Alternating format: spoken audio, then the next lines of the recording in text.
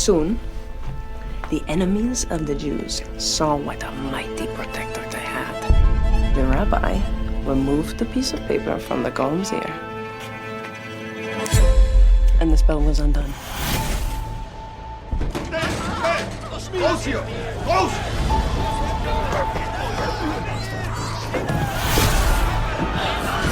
You have to get away from me.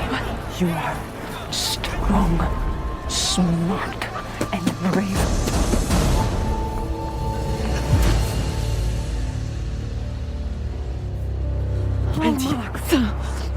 Your uncle and I have found space they won't allow children. I found a farm where you can hide. Auntie told me to hide. And you will hide in plain sight. You are my sister's boy. She sent you to live with us. Yashka Rudnitsky. Yes. If you do not tell us where they are and we find them, we will kill the Jews and your entire family. You cannot stay here anymore.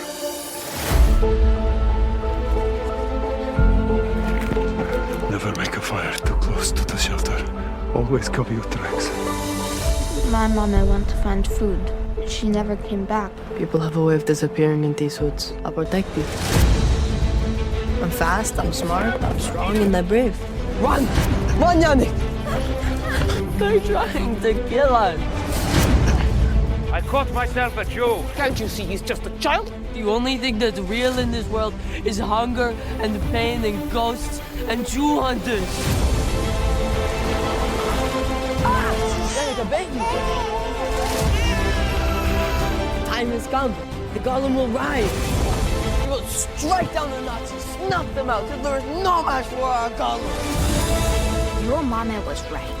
You might be the smartest, fastest, bravest boy in the world.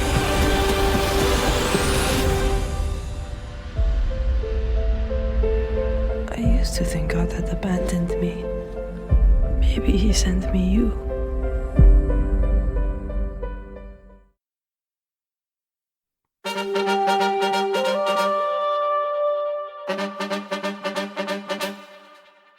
Yo, welcome to My Summer Lair. I'm your host, Sammy, the boy in the concrete jungle Younan. We're going back to World War II for this episode. The Boy in the Woods, a true story of survival during the Second World War, is a 2022 nonfiction book by Maxwell Smart. It details the traumatic true-life survival story of a Jewish boy hiding and being hunted in the forests of Nazi-occupied Eastern Europe. Maxwell Smart's harrowing memoir has been adapted into a feature film directed by Rebecca Snow, whose previous World War II work was Cheating Hitler, Surviving the Holocaust, a Canadian television documentary. Working on that project about Holocaust survivors is where she discovered the story of The Boy in the Woods. The Boy in the Woods, the movie, is about a fugitive forced to fend for himself in the forests of Poland. Child actor Jett Klyne plays Max, a Jewish boy aged 12 from Warsaw, trying to evade capture during the Second World War. His selfless mother tells him to run away from the Nazi trucks when they are about to board with his little sister. You can take comfort from knowing that Max grew up to write his memoir. He lives in Toronto and is a painter. But that also makes Max one of the fortunate ones. Jett's a creative actor. You'll hear his youth in his voice, but he delivers a strong performance with material that is difficult and dark. You've seen Jett Klyne before. He's been in nerd TV shows like Supergirl, Deadly Class, WandaVision, where he played Wanda's son, Tommy Maximoff.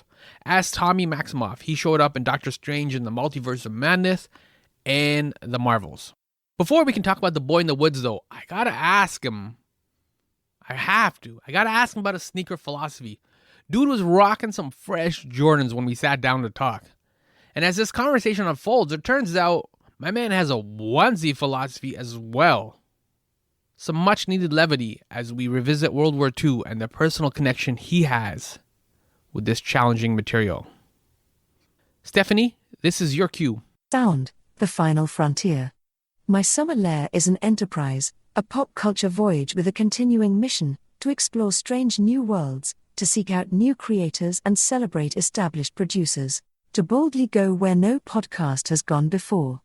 And now here is your host Sammy Younan. I want to start with a fun place first, even though it's a very serious movie. Are you still a big shoe collector? Do you have a sneaker collection? Yeah, I do. I still collect shoes. I'm currently wearing my... Oh, those are nice. Jordan 6s originals. Mhm. They're an original shoe. They're not retro.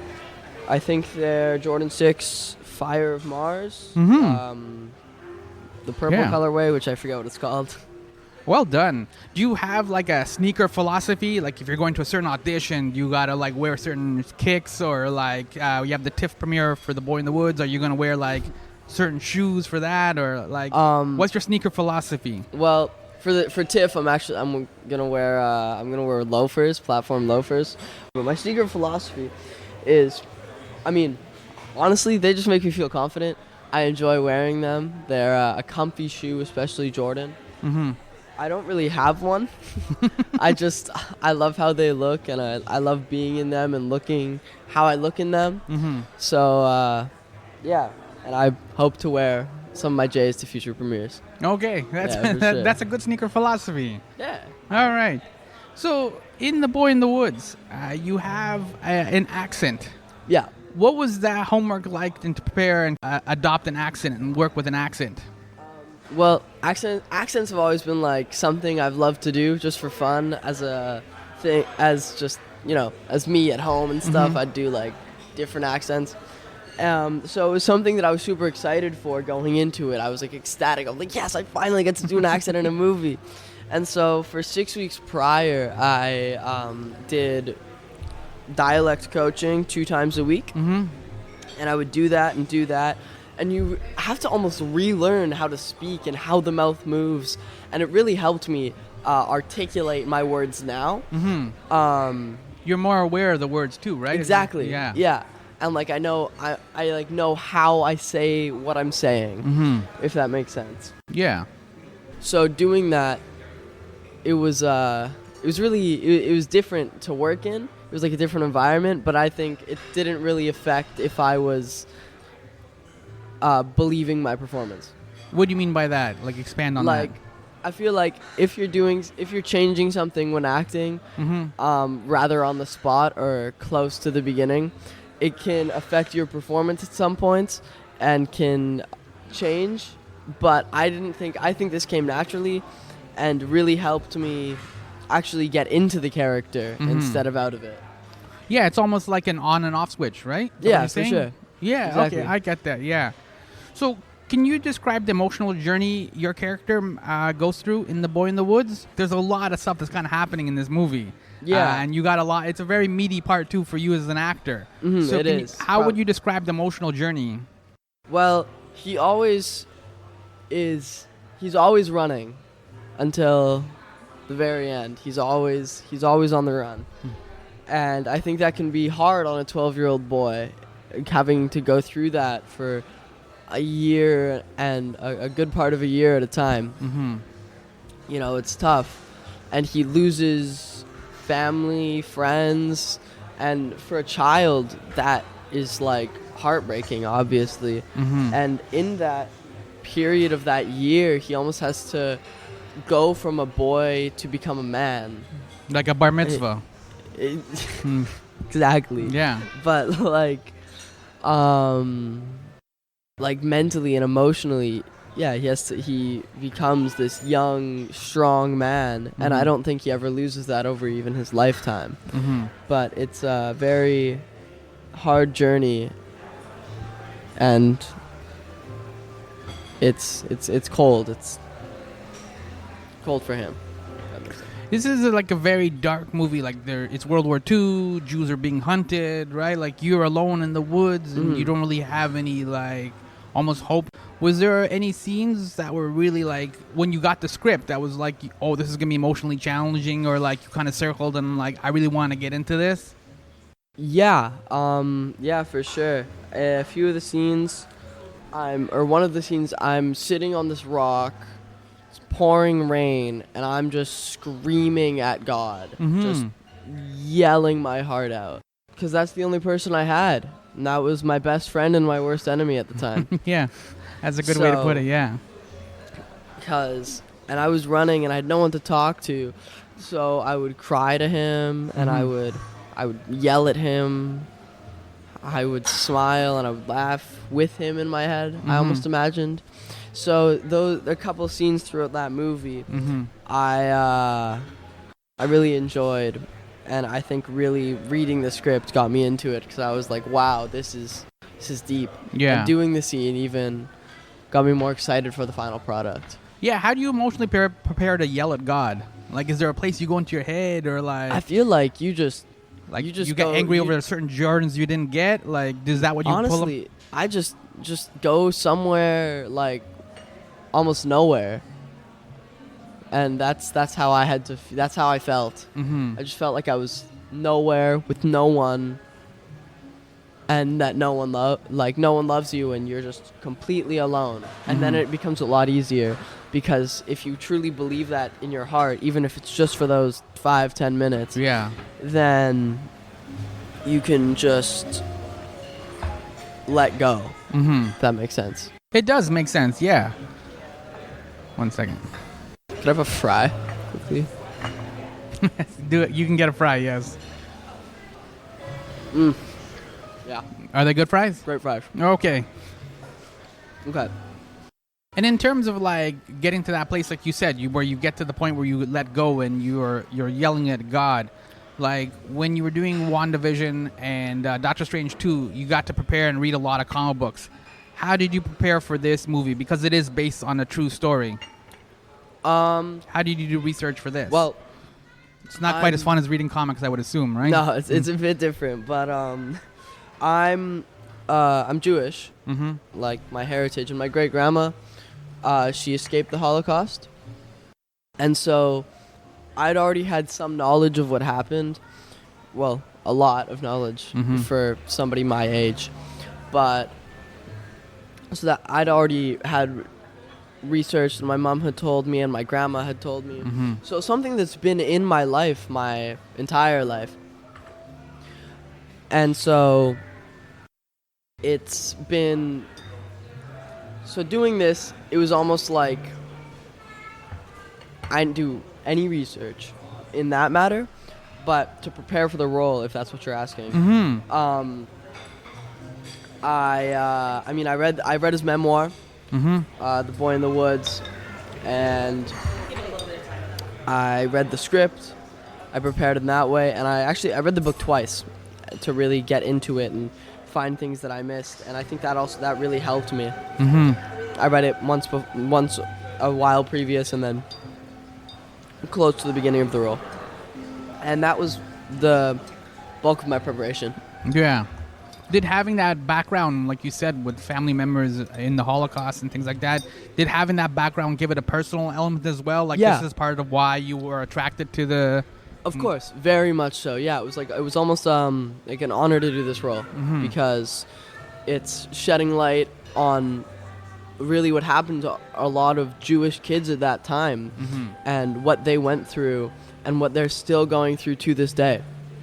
So it's something that was an easy choice once I got the opportunity, and I really, really wanted it. But yeah, there was no doubts at all. It was just Does it add any extra pressure though? Because like when you're doing like The Boy or WandaVision, thank you. Like those are just fun movies, even though The Boy is kind of scary.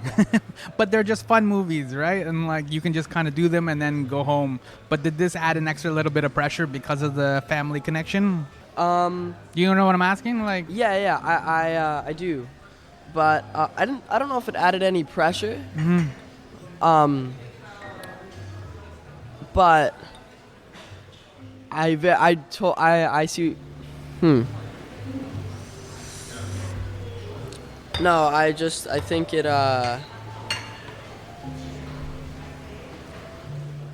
almost helped me, because doing that and having that connection to it, instead of adding pressure, it almost added a realness to it. I see, yeah. So authenticity, right? Yeah, I felt it a lot more naturally instead of having to go there. you're the boy in the boy in the woods. So did growing up in BC help you at all relate to nature and trees and stuff? Because it's a completely different environment than obviously being here in Toronto, right? Yeah, for sure. Trees, nature was never anything.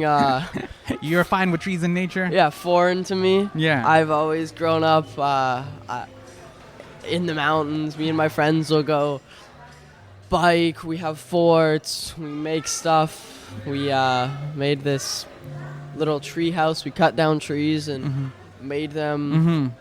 So you already had some good Boy Scout training in a sense for this movie. Exactly. So it was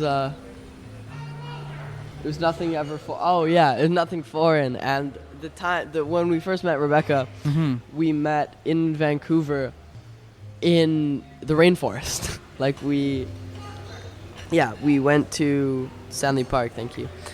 We went to Stanley Park, and we just explored for a good hour and a half, 2 hours maybe, and we just talked about the role and what we thought and how it was. And I just ran through trees and jumped over stuff and under stuff and crawled through things and dissected what I wanted. It was fun. Was this before or after you and Rebecca got matching onesies? Were they This was long before. Okay. Were they reindeer onesies? Yeah, they were reindeer onesies, and we decided to wear them out for our wrap party. Okay, yeah. It was me and Rebecca's collective decision, and I'm glad we did because it was very fun and kind of cold. So yes. Is that going to be a tradition now? Every time you wrap up a movie with the director, you're going to get a onesie? You know what? That sounds like a really good idea. I haven't thought of it. Okay. But now, if you check, if you know I'm doing a movie, or if you don't, and I'm wearing a onesie with some random guy or girl, then it might be because he's or she is the director. Okay, good to know. And just one last question then. So you have a number of animal co-stars in the movie. There's a horse, there's a little pig and stuff like that. Were you excited to hang out and work with, you chased the little pig for a little bit? Was the little pig a difficult actor? I was very excited, and yeah, the little pig was stubborn. He had a mind of its own, or she. Was it he? I don't remember if it was a boy or a girl. Okay. But it definitely had a mind of its own. Would run around. It pooed on my costume. Costumes was not excited about that. Yeah. I'm sorry, Flo. But yeah, no, I was super excited to work with animals because it wasn't my first time. It was my second time. But this was very different kind of animals. These were farm. And I was really excited. I only got to work with him for a few days. There was a bunny, a cow, a rabbit, and a horse. Was the pig your favorite co-star out of the animal co-stars? Was the what? Was the pig? Was that your favorite co-star out of all those? The pig, for sure. It was definitely the pig. Okay. I had fun with that. And I saw it every few days, actually. Okay. But yeah, I loved it. And it was something that really lightened up my mood when I needed it on the shoot. And for the Boy in the Woods, what are you hoping the audiences take away from this? You mentioned some of the personal aspects for you from making the film, and it obviously deals with very serious subject matter in terms of World War II and the Holocaust and the way that Jews were being treated in that era. What are you hoping the audiences take away from this? Yeah, I hope they leave the theater or wherever they watch it with a deeper understanding of what happened to the children in the Holocaust and in World War II, those Jewish children, because it's something that isn't as known about and people aren't as aware of in today's day and age.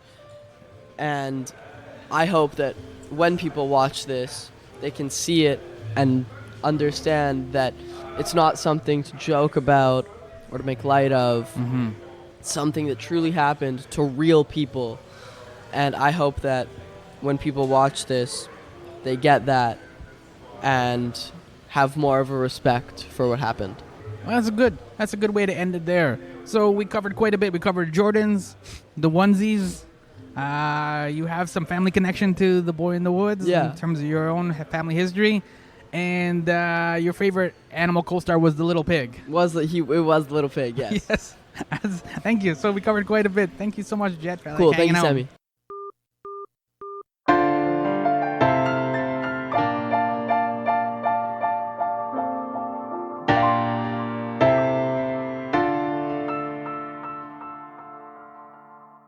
Yo, that was Jett, the boy in The Boy in the Woods, and I'm Sammy, host of My Summer Lair.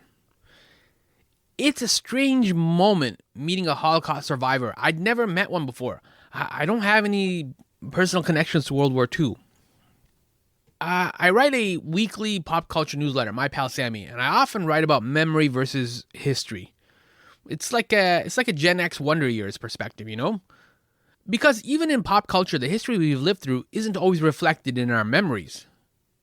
Memories are tricky because people forget certain details or infuse certain moments with a deeper meaning. So, at the TIFF after party for The Boy in the Woods for the movie, I met the actual boy, Maxwell Smart, who of course, decades later was 92, 93 years old. His experiences are so harrowing, it's difficult just to see him as a sweet senior. Nazis took away his parents and younger sister, leaving him completely alone. He lost more than 60 members of his family during that time, and worse, he wasn't alone. It's a weird and dark fun fact, because it overwhelms the entire meeting.